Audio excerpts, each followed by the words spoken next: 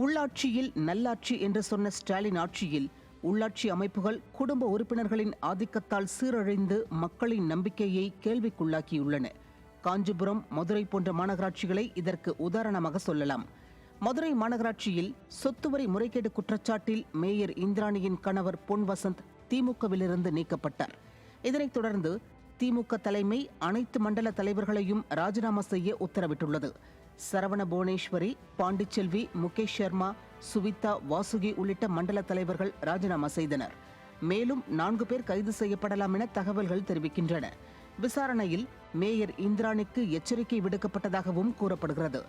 காஞ்சிபுரத்தில் இதேபோன்று உள்ளாட்சி பதவிகள் குடும்ப உறுப்பினர்களால் ஆக்கிரமிக்கப்பட்டு கமிஷன், கலெக்ஷன், கட்டிங் போன்ற ஊழல் நடவடிக்கைகள் வெளிப்பட்டுள்ளன. குடும்ப ஆட்சி நடத்தும் ஸ்டாலினால் உள்ளாட்சி பிரதிநிதிகளிடம் ஏன் குடும்ப ஆதிக்கம் இருக்கிறதென கேட்க முடியாது. ஆக தலைமை குடும்பமாக சேர்ந்து தமிழகத்தை சீரழிக்க உள்ளாட்சி உடன்பிறப்புகள் ஊரளவில் சீரழிக்கிறார்கள். மக்களால் தேர்ந்தெடுக்கப்பட்டவர்கள் மக்கள் நலனை கவனிக்காமல் குடும்ப நலனை மட்டுமே கருத்தில் கொண்டு செயல்படுவது ஜனநாயகத்திற்கு எதிரானது. இந்த ஜனநாயக விரோதிகளுக்கு மக்கள் விரைவில் பாடம் புகட்டுவார்கள்.